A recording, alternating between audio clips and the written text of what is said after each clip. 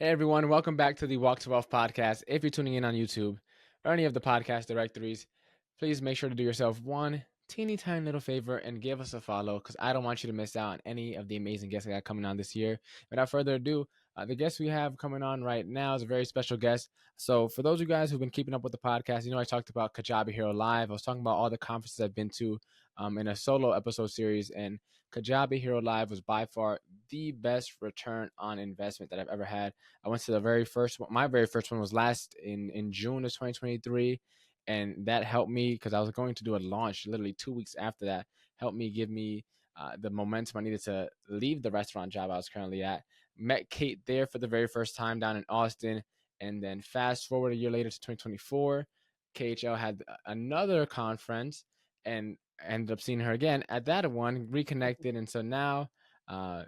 Definitely overdue. I should have reached out to her way sooner. But Kate, for anyone who hasn't had the pleasure to get to know you, to get to meet you yet, tell us your quick little elevator pitch. Who are you and what do you do?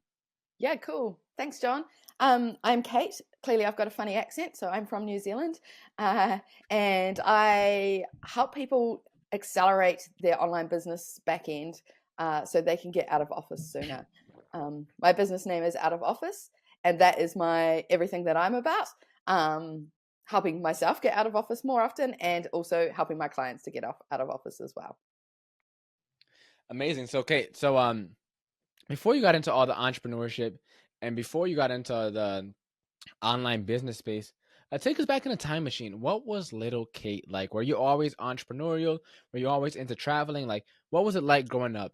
Yeah, yeah, I think I was always into traveling. Not so much entrepreneurial, I don't think. More of a creative, definitely. Throughout school and that, I did all the creative subjects at school, art, design. I really wanted to be an architect actually when I left school, and I studied interior design instead because a teacher told me I didn't have enough physics uh, knowledge. You know how it is at school. And I studied interior design, and then I never worked in that industry. So I had all the design creative skills and the qualification, and weirdly that's kind of come full circle back into my life now. Yeah, a long time later. I did, I guess, have experience in business. Both of my parents had their own businesses growing up, Hmm. so family businesses, very much bricks and mortar style businesses though, rather than obviously online. I'm a little bit older Hmm. than you, John, so we didn't have online when I was growing up. And actually, my mum just found a really funny photo of us. It was like Christmas when I was about 10 or 11 years old, and we got our first computer. And it's a photo of my sister and I opening the presents from Santa and realizing that we've just got a computer in the house. So very excited.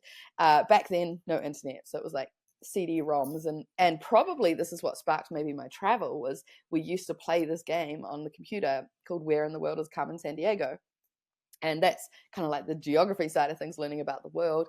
But as a family, we traveled a little bit as well, like to just kind of to Australia, which is the default for us from New Zealand, to visit family Yeah. and things. So yeah, when I turned 21 after I finished studying, a lot of New Zealand and Australians do this. We do what's called our big OE, which stands for overseas experience, and headed over to the UK. So we have like a reciprocal visa situation with the UK where we can go and live and work there for minimum 2 years. So I went over there. The advantage of going to the UK is that the pound is very strong to the New Zealand dollar. So back in the day, you could, do a little bit of work and send some money home. Not so much now. That's why people did it back then. And also, you were just so much closer to the rest of the world because New Zealand is far from the rest of the world. So it took me Yeah. So 13 I'm hours to fly home from Kajabi Hero Live to New Zealand. So That's yeah. nuts to think about.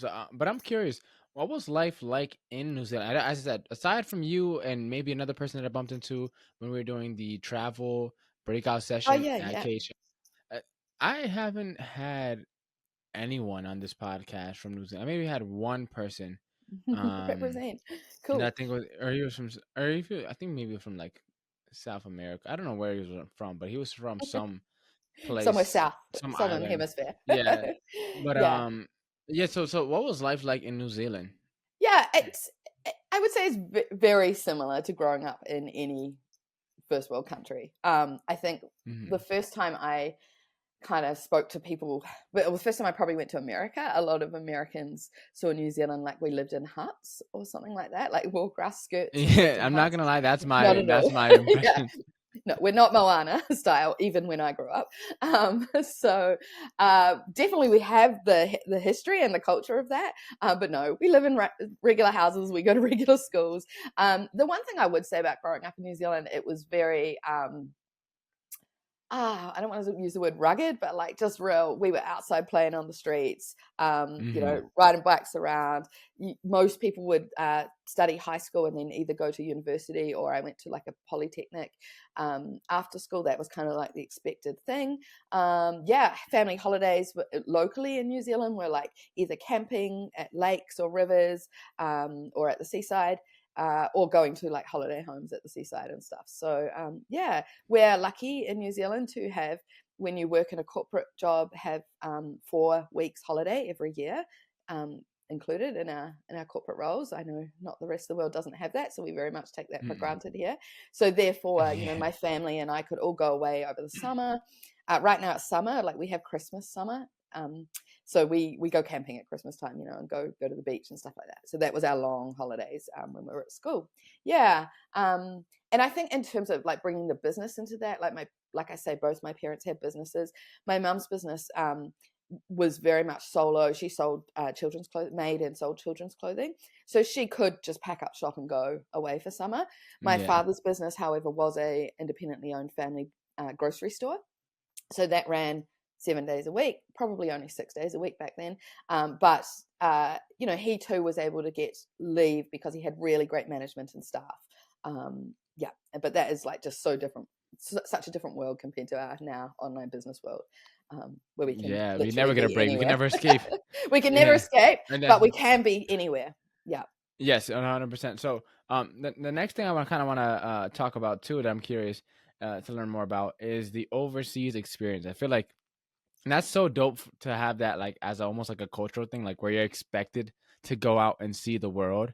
Because like yeah, I think a lot of people here in the States, they take it for granted and they don't travel. Like when you live in the US, you can I go know. to Canada, Mexico The very easily. Caribbean. Oh, you guys And are the so close to Caribbean, the like you Caribbean. can Yeah, yeah, and like we can even go to South America pretty easily as long as yeah, we have a passport. And so it's like here in the States, I think a lot of people take it for granted and people don't really get to see. I think I forget what the percentage is, but not many people get to travel outside of their yeah, state, and even less people get to travel outside of the US. And so we yeah, don't really get to see the world at all. So our experiences of this and perspectives are so limited. And yeah. so talk to us about like the overseas experience, like what that was like, kind of what the culture is around that because that's super dope. I wanted to have I was gonna have before I dropped out of college and the pandemic happened.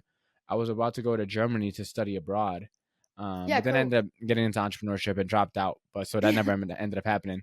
But Yeah. I was always interested in like what the world has to offer. So like, what was that like for you guys? Yeah. So definitely it was like a rite of passage, we say.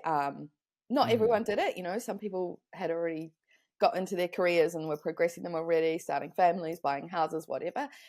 For those that do go on their overseas experience sort of in your 20s, um, it's a party time. Back then it was anyway, so it's kind of like an extension of your university party days, especially in London. For us, like we call ourselves Kiwis and Aussies, kind of melted together over there. So we kind of found each other and we hung out in groups together. We traveled together. Yeah, so I worked when I first went over there. I would just get roles. They were called temp roles, working Hmm. wherever, filling gaps in businesses, like administration type work. And you could just like work for 3 months and then go away traveling and do whatever in Europe, like because Europe was so cheap to get to, so quick to get to. Yeah, I actually ended up staying over there for 10 years. So my time there progressed. I didn't really kind of party the whole time, and I kind Yeah. of progressed the career a little bit as well. But the love of travel was still there, and being centered in Europe was fantastic for me. Just a long way to get home and visit family.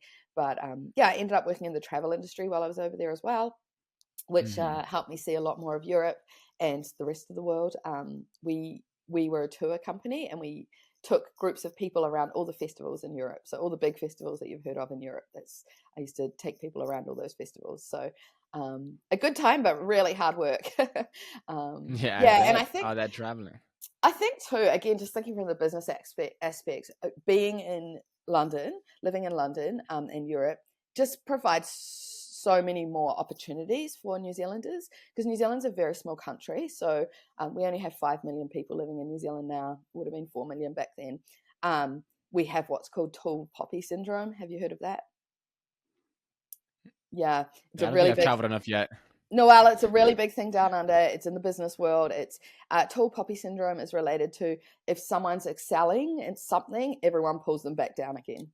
So, like, we don't shout about what we're doing. We just Yeah, we try and call it like, it's stay more the. like I know an analogy is from like lobsters. That's it. Yeah, Um, the crabs in the bucket. yeah, If you've heard that story, that's it. yeah, Yeah, just pull everyone back down. We don't shout about what we're doing, yeah, it's really common down under here. So when you get overseas and you get to opportunities over in the UK and that, you can get really excited and really sort of advance and celebrate each other. So yeah, for me that's what was happening. So yeah, I did that for 10 years. Again, not really any entrepreneurial in my bones, but I think yeah. I was always looking for the best opportunities work-wise to be able to also have the lifestyle that I wanted travel-wise. Yeah, and that's another dope thing though too, because like you were traveling, and part of your work was also travel, so you got to see a lot of the world. One of the things I was just talking to, I was interviewing one of my realtor friends a couple hours ago today before we hopped on and started recording. She is also into traveling, so she's from the UK, Yeah. traveled to the US early 20s, and like she's been to Thailand, she's been to Australia, she's been literally all over the world like multiple times. Did a lot of traveling, and so um, but I was telling her that you gain so much perspective when you travel, when you see different cultures, you see different Yeah. sides of what the world has to offer. It makes you so much more grateful and appreciative too. I feel so like from like a traveling, like specifically, like what did you learn there, and how's that helped you become the person that you are today? Oh man, so much perspective on the rest of the world, that you just can't get if you never left your own country, really. Yeah, Especially New Zealand, I think. The living in London is just like such a multi-diverse melting pot of people from all over the world. I joke that I now have more friends from England living in New Zealand than I ever met over there. So I barely met any people actually from England while I was living there, that you work with, that you meet, and that you travel with. And so just knowing all their different perspectives of growing up and how they work and their family lives and how they have celebrations and everything like that. So that's just living amongst people. I lived in about 10 different houses when I lived in London, but I remember living next door to a Jamaican family, and the food they used to bring over to our house and just things like that. Like you just can't experience otherwise. And I think in my older, I don't want to say older age, but years later since I've been home back in New Zealand, like I think I almost take that for granted, that knowledge that I have from my worldly adventures, and I don't say it to sound skitey, which is me saying tall poppy syndrome, but just yeah, I just can't see when there's world affairs going on, when there's elections going on, when there's COVID stuff going on, politics and all that. I just think you just have a much wider perspective of the world and what everyone's thinking and why everyone does what they do, than if you only have one perspective from living where you are, yeah, in your own yeah, environment. no, I agree. I Yeah, think it also too it helps you like navigate your way around the world and like not fall victim to groupthink a lot. You mentioned like politics and the yeah, pandemic. Like a lot of people have a bad habit of just like going with what everyone else is going with just because everyone else is going with it. yeah, And like I feel like when you have other cultures and other parts of the world that you've lived in and got to experience, well, they think of things certain a little differently than how we may think of things. So like now you could exactly. start Yeah, looking at whatever the issue is at hand from different angles and try to see yeah, like, all right, let me make sense of it all. yeah, like their environment, their history, like just everything. So and it definitely also helps obviously in a business sense now too. Like I work with people globally, so understanding where they're at, how things work where they are, and all of that just helps a lot more.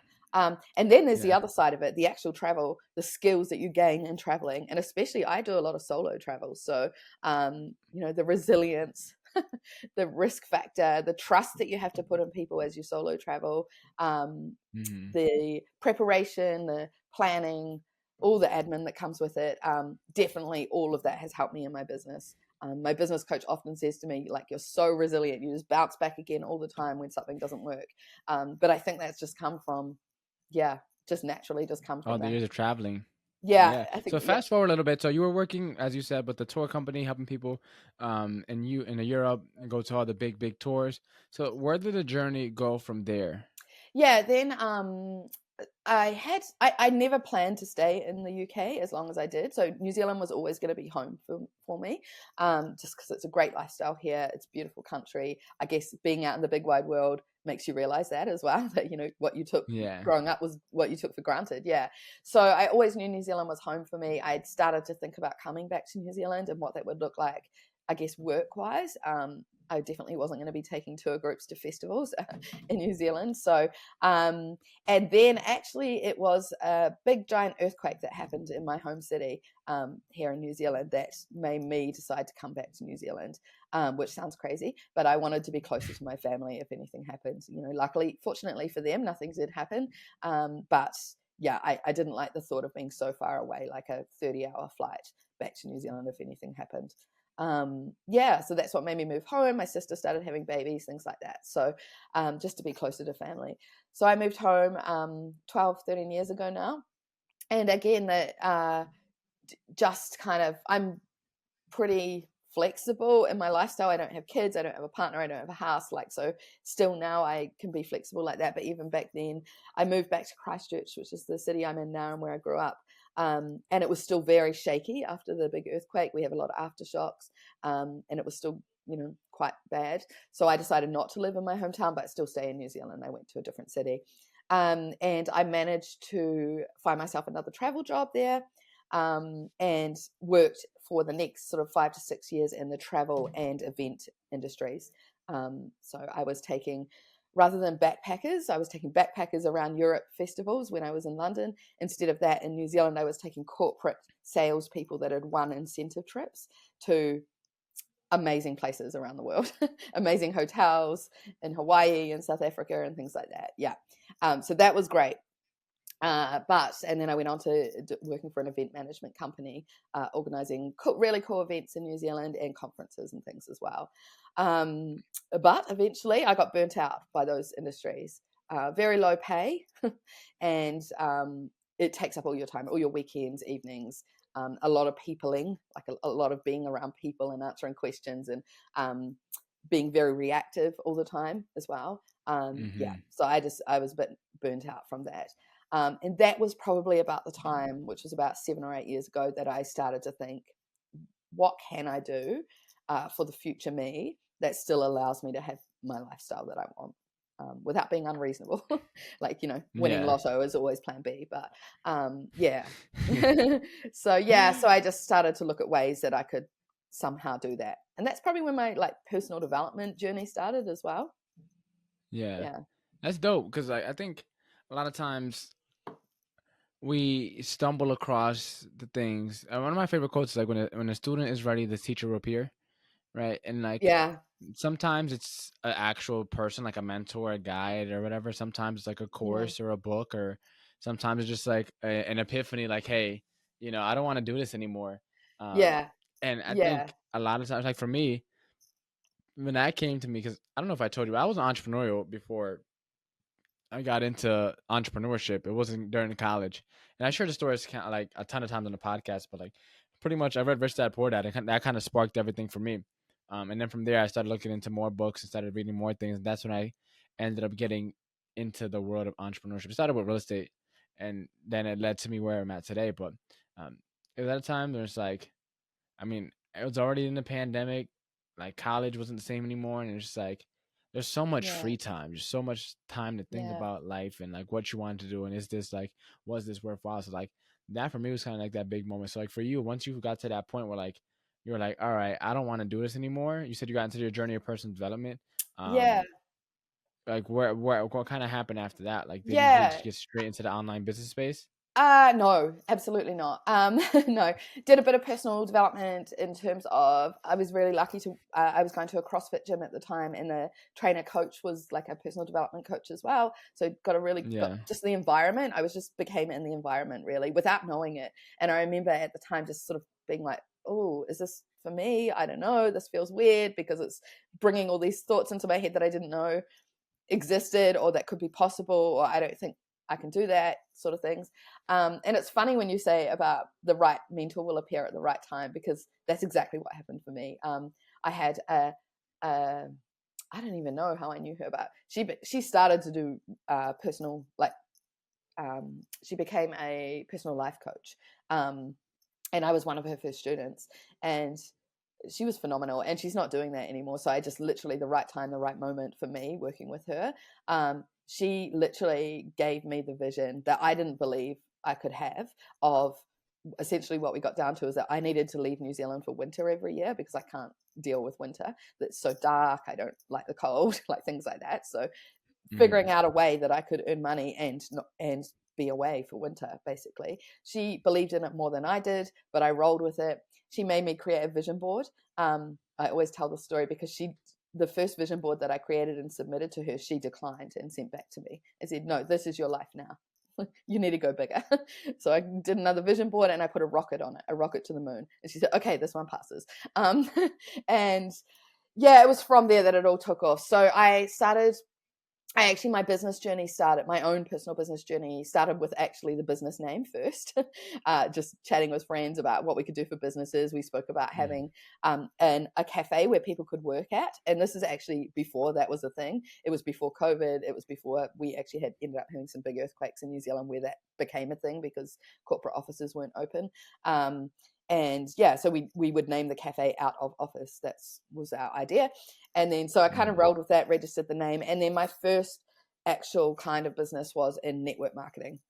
So I dived into the network marketing world. Obviously, that is attracted to people that they could travel and earn money online. That's why attracted me to it.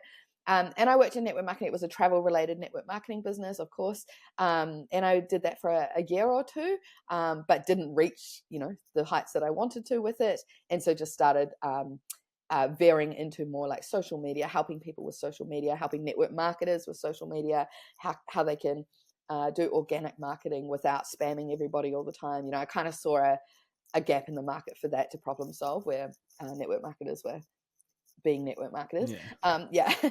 And so that's kind of what evolved me into my own version of business, I guess. Yeah. Yeah, Before I that's so started. dope. And like getting to hear like the story again, because for anyone that's listening, I got to hear the story, at least parts of it. I didn't hear the full thing.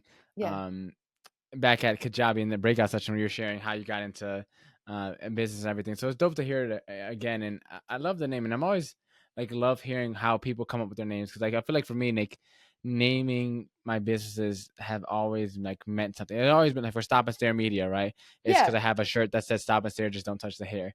Yeah. Um, it's just like it Walk to Wealth, right? That took me forever to come up with the name, but it's like for the 99% of us who aren't overnight sensations, it's a long Yeah. walk to wealth, right? And Yeah. so like I always love hearing like how people come up with their name for their business. So it's dope to Yeah. hear it again. And Yeah. And it's so because it's your baby, right? Your business is your baby for sure. yeah, So yeah. they Yeah. put so much like, and this is the first thing that people see, right? And they don't see the results we have. They don't see that. Usually, the first thing they see is our name, right? They Yeah. see us online, or they see our username, right, on Yeah. IG or Facebook or Yeah. TikTok, That's wherever we the post. recognized brand. Yeah. Yeah, and so there's a lot that goes into it, and so like I love that's just me. I love hearing the backstory behind it all, and so Yeah. so you started up out of office, um, and then it's funny because I for network marketing, it's something that like is super appealing, especially to the youth, because you Yeah. don't really need anything to get into it. You just kind of need to be able to work, like however that may look like, because as long as there's almost no overhead, and there's No. almost no like there's Mhm. zero like entry fee to get into a lot of these different A lot networking of them marketing now. companies. Yeah. Yeah. Yeah, it's just like so you started working with that person, and then from there, I'm curious. I don't know if you told this story back when at KHL, but like how did you stumble your way into Kajabi? Because by the time you started your business, Kajabi had already been out for some years. All right. You said what? Yeah, 2017 is when you absolutely. started it, around there. Yeah. I heard about Kajabi. So basically, while I was teaching social media online, I was like, maybe I should create a course. I was repeating the same things over and over again to people. So I was like, maybe I should create an online course that I can serve to people. And I took a online business course actually. It was while I was away on one of my trips. So at this stage, I was doing government contracting for 6 months in New Zealand, and then just going Mm-hmm. away traveling over winter was how that got started. So I wasn't earning much money through the network marketing, but I was starting to mentor people and charge for that. And then, yeah, looking at doing an online course. So I took this online business course and they ran that on Kajabi. So that's how I got introduced to Kajabi. Of course, they were partners of Kajabi, so they recommended it. And yeah, and I went, right, that's what I'm going to do. And then I came back to New Zealand ready to create that course. And then COVID hit. And I had actually started creating the course, but I hadn't put it on Kajabi yet. And I just basically, what happened when the first lockdowns happened. I'm in a lot of business groups. People were like ready to learn, ready to consume. I was like, I just need to Mm-hmm. get this out here. Like, so I just started. I actually manually sent the videos out to people via email because I didn't even get a chance to get it up onto Kajabi or do anything else with it. Yeah. So I already had the videos, and that is a story I tell a lot about. How you can create an online course with zero budget, but it's very manual. It will take your time. That's when I talk about versus Kajabi. And at that time, I was doing a little bit more like virtual assistant type work as well. So just helping anyone with anything they needed online because that's what people needed to do at the start of the lockdown, helping people with Zoom, social media, everything like that. And one of my clients, she's a healing coach, and she was working in person with people at the time, and she was like, okay, I need to get online, like we're not meeting with people now. So so I helped her get online and got her up and running on Kajabi. So that was my first kind of build in Kajabi, and like fell in love with Mm-hmm. it, helped a couple more people, and then just went, you know what, this is what I'm doing now. I'm going to niche into Kajabi. Loved Kajabi. Obviously we still love Kajabi, and the people and the values and the support and all of that. Yeah, still applies. So that's what made me niche, or niche, as you say, into Kajabi, and stick with it and rave about it, and yeah, eat, sleep, and breathe Yeah. it. Yeah. Yeah. No, I have similar kind of story. When I joined my first business mastermind, that I'm still in to this day. My mentor, he was using Kajabi, and so I originally my first software that I actually used was ClickFunnels. Oh yeah, Now, yeah. cl- I love Russell Brunson's teachings and stuff he talks about. And so, like, at the time, though, I was a real estate agent and I was already teaching social media classes and I wanted to start an agency. So, this is right when ClickFunnels 2.0 was launching. And so, I got into it. And honestly, it was just too many bells and whistles for me. Yeah. And then I ended up, canceling my account, decided I hated the agency route. I hate creating content for other people, especially because I have to create Yeah, all yeah. my own content. And at that That's point in right. time, I didn't have a videographer. I mean, not a video editor. So, Yeah. like, I had to do everything myself still. Everything And I have yourself. this podcast which has nothing to do with my business, Yeah. but like I'm still creating content for this as well. So like, and I'm creating content on two fronts, and someone else. Yeah, it was too much. And Yeah, then it's a lot. I ended up joining at Mastermind, and he was using Kajabi, and then so I ended up joining. And I mean, from what I know now, I think ClickFunnels and I think Go High Level have way more features than Kajabi does. I love the simplicity. I think it does what it needs to do very well. I think Absolutely. that's overrated, and the Kajabi has a big Facebook group. For anyone that doesn't know, the Kajabi is like an all-in-one business software tool. Like you can run courses through there. You can have a podcast. You can do coaching. You can send out emails. You can take payments for anyone listening. And so, I think nowadays, especially with like the rise of AI, people want more and more and more for less and less and less. And like I just see in the Facebook group all the time how needy people are. Like people complaining, like, "Oh my goodness, Kajabi is so expensive.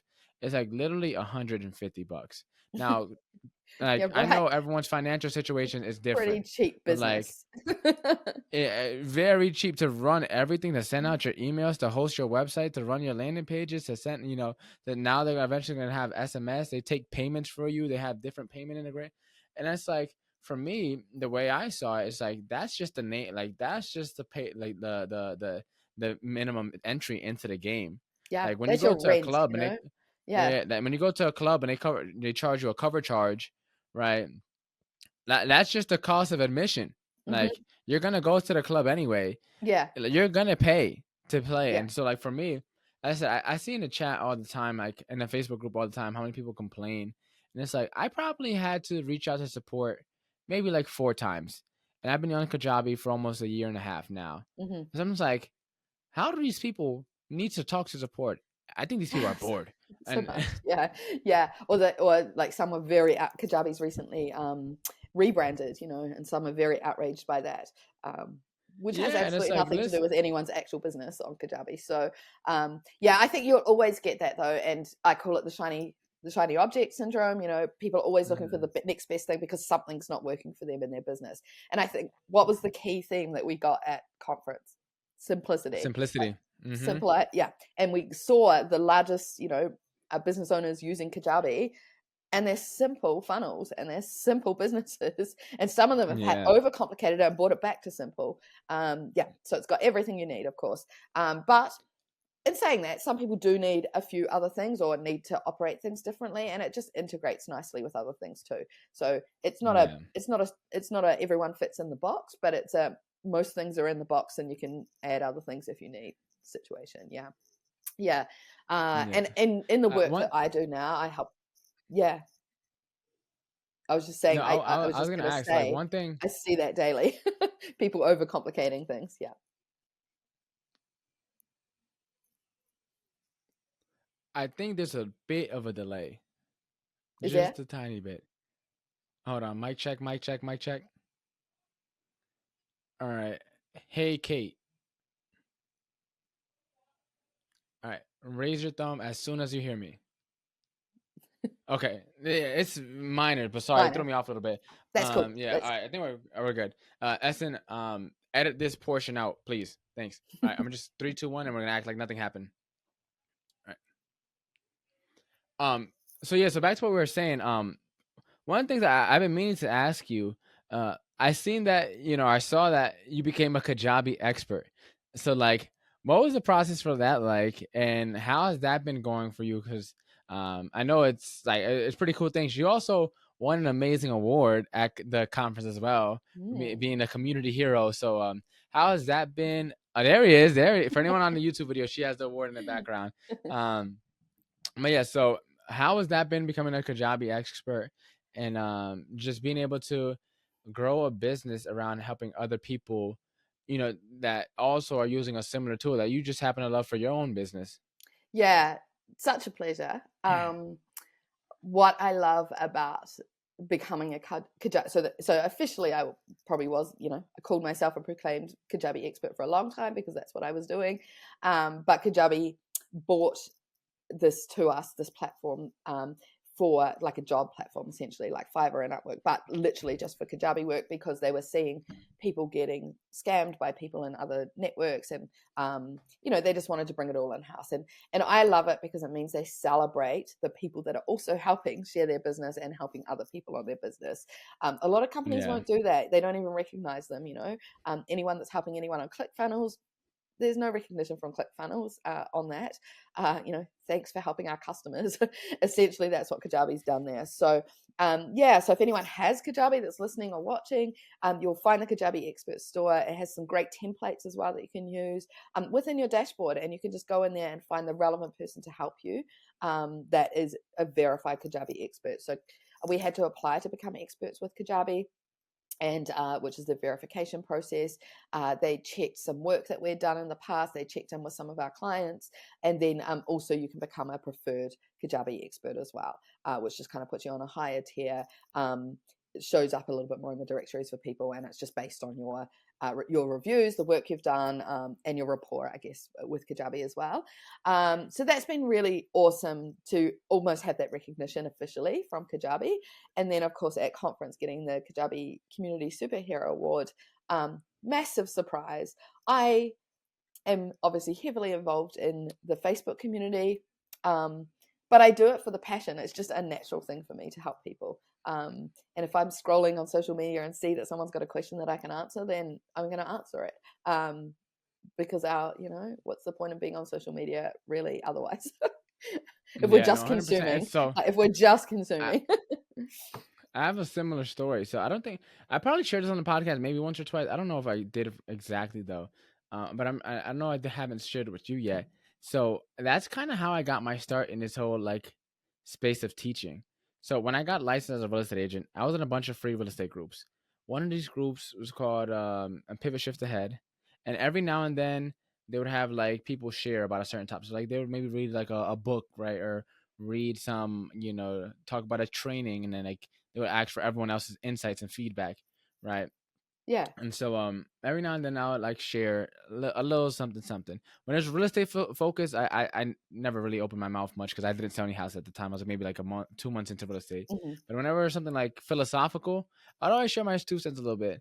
And then they had a call called Scripts Jedi, and so every Friday, they would have objection handler Friday. So they would have an objection, something along the lines of like, oh, yeah, I don't think it's a good time to buy right now. I'd rather hold off till next year.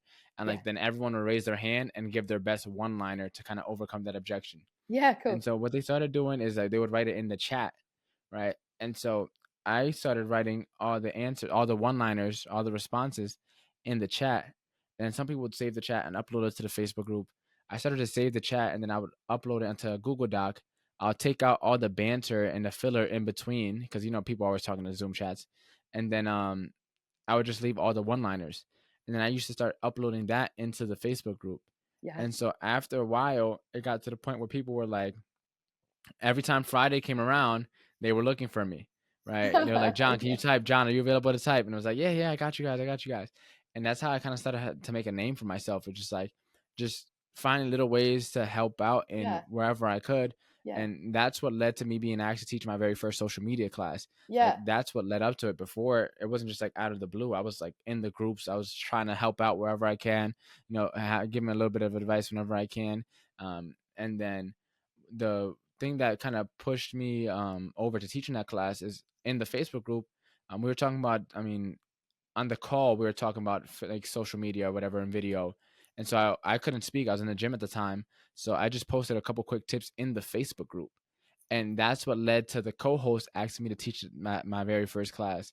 So to kind Yeah. of make it make sense to what we were just talking about, just helping out wherever you can goes a Yeah. long way. Like even It if it really feels does. like no one's acknowledging you and it's not being noticed, like the right people will see it and that'll put you into like a whole nother stratosphere. Like you were up there with a bunch of seven figure earners, with a bunch of with the CEO of Kajabi, Yeah. and like you got to walk in front of a room full of almost 1,000 business I owners, know. all that Yeah. could potentially be your clients, right? Right? So And I like had what no better way idea to that like was get it happening. promoted? They had told us we'd receive an email if we were going to get an award on stage, but they kept those ones Yeah. quiet, so we had no idea. Yeah, no, the recognition's amazing. I just want to add there too for anyone listening. I know throughout my journey, there's been stages of, am I giving too much away? Like, should I not be giving so much away and be selling my value instead? But I just don't think it's possible to give too much away. I want to People, add to that. yeah, I think one thing I learned is that if what you have is actually valuable and not valuable from like, hey, I think this is valuable, but like, hey, no, people are telling me this is valuable. yeah, If what you have is valuable enough, most people with a good heart and a good conscience feel guilty when they get something for free. yeah, Right. For example, if I gave someone, let's say, $5, like, oh, thank you, John. Thank you so much. They might not think twice about it. But if I randomly walked up to one of my friends, it's like, here's a brand new Ferrari. Take the keys. yeah, Out of nowhere, most of them like, John, no, you're lying. John, no. John, no. Like, keep, like most people, I said, with a good heart and a good conscience, feel guilty when they're getting value because they know like they want to give something back in return. No one likes to yeah, take without giving back in return. Like yeah, we love to share, we love to give as people.